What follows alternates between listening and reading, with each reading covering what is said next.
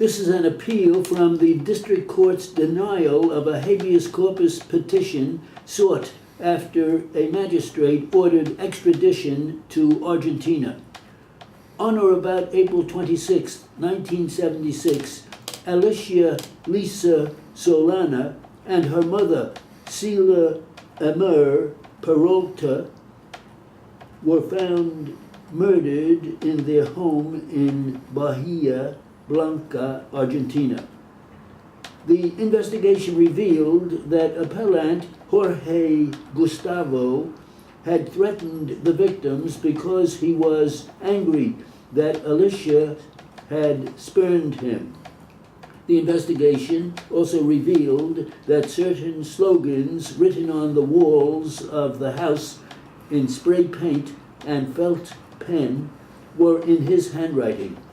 Officials in Argentina issued an arrest warrant on June 29, 1976, charging appellant with the murder of the two members of the family. Argentinian authorities formally requested the extradition from the United States on March 5, 1981.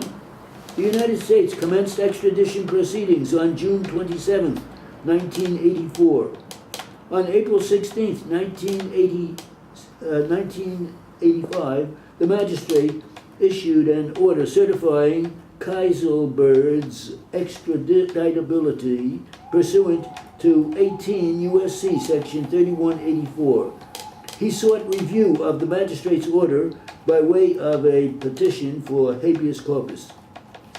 C. Kaplan versus Vokes, 649 F. 2nd, 1336, 1340, 9th Circuit, 1981.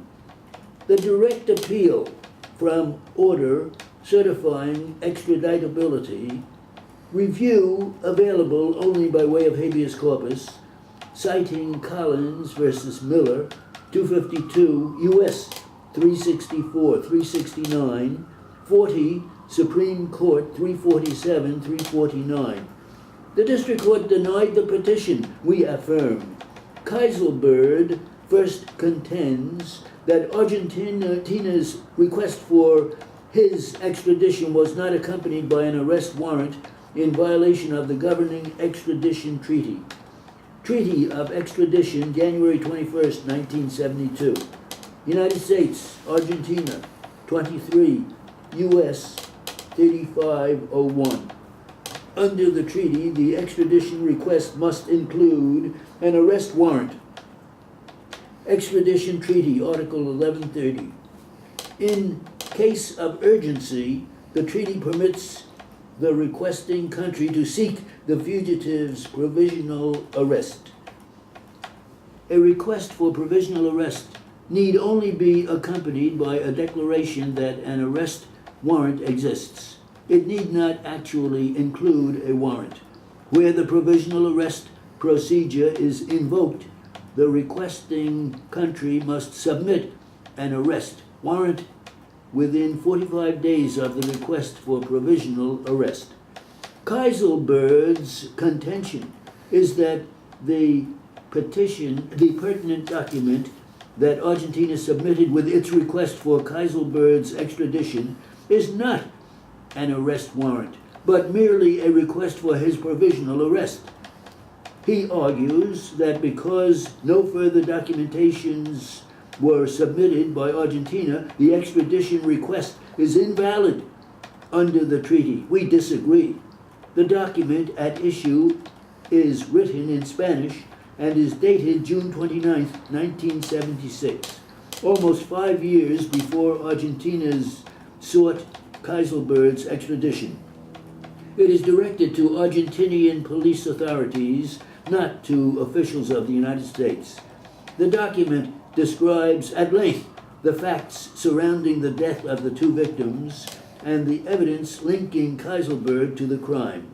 It is signed by a judge and in the penultimate paragraph orders the police authorities to arrest Keiselberg pursuant to certain specified provisions of the Constitution and Code of Criminal Procedure of Argentina. Keiselberg ignores the bulk of the document, focusing instead on what he views as the crucial fact that the document explicitly refers to Article 12 of the treaty. The reference to the treaty, however, occurs only in the final paragraph, immediately following a statement that Kaiselberd is known to be living in the United States. The express purpose of the final paragraph of the document is to authorize the pertinent Argentinian officials to pursue Kaiselberd's provisional arrest under the treaty. Kaiselberd does not claim his extradition is barred by the statute of limitations of Argentina. He relies on American law, citing the 5-year statute of limitations for non-capital offenses provided by 18 U.S.C. section 3282.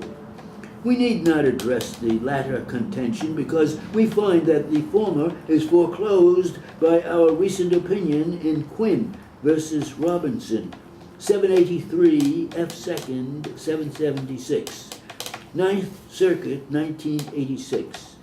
In Quinn, a case that deals, for the most part, with the political offense exception to extradition, the United Kingdom sought Quinn's extradition for murder and conspiracy. The United Kingdom did not request Quinn's extradition until approximately 6.5 years after the murder occurred. The extradition request was dated November 4th, 1981. Though we remanded on the question whether the conspiracy charge was time barred under Action and Section 3282, we hold that Quinn could be extradited on the murder charge, as the United States does not impose a statute of limitations on such a request. That the United States waited until June 1984, more than 3 years after Argentina submitted its request, is to initiate Kaiselberd's extradition. That's it.